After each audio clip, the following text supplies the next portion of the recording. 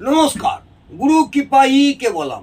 আজকের আলোচ্য বিষয় হলো নামের আদ্যাক্ষর অনুযায়ী জাতক জাতিকাদের চরিত্র।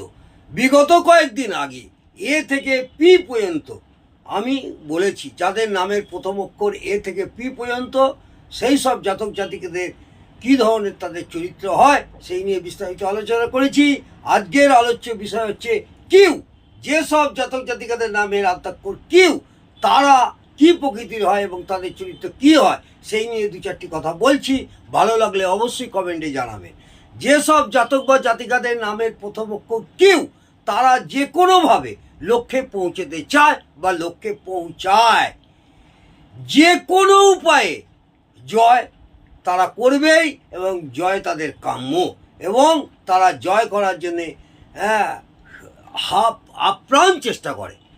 এরা যে পরিবেশে থাকেই না কেন, এরা যে কোনো পরিবেশেই থাকুক না কেন সেই পরিবেশের মতো নিজেকে উপযোগী করে নেয় বা উপযোগী করে তোলার এদের একটা মনোভাব থাকে।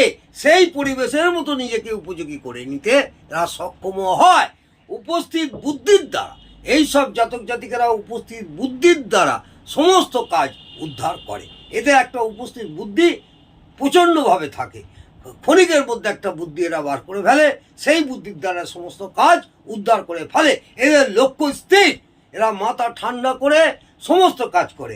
অভ্যাস একই রকম থাকে, এরা কিভাবে কাজ উদ্ধার করব এই অভ্যাসটা এদের মধ্যে একটা জন্মগত বৈশিষ্ট্য। এরা প্রচুর আশাবাদী, এই সব জাতক জাতিকারা ধৈর্য, বিপদে ধৈর্য হারায় না এবং ধৈর্য রাখে, কোনো রকম ধৈর্য হারায় না, খুব ধৈর্যশীল হয়। চরম দুর্দশাতেও এরা বিচলিত হয় না। এই সব জাতক জাতিকারা চরম দুর্দশার মধ্যেও কোনো রকম বিচলিত হয় না। আজকে এই পর্যন্ত। আজকের আলোচ্য বিষয় হলো কিউ।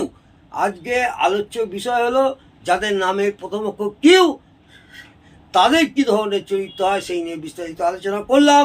আগামী দিনে আপনাদের যাদের নামের আদ্যাক্ষর আর সেই নিয়ে বিস্তারিত আলোচনা করব।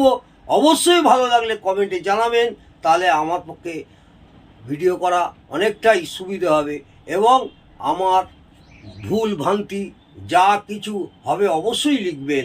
যদি লেখেন আমার অনেকটাই উৎসাহিত বাড়বে এবং আগামী দিনে আপনাদের আমি যেমন শিক্ষামূলক আলোচনা করে যাচ্ছি, করে যাব, আগামী দিনে আর যাদের নামের প্রথম অক্ষর আর সেই নিয়েই বিস্তারিত আলোচনা করব। নমস্কার, ভালো থাকুন, সুস্থ থাকুন, জয় মা তারা।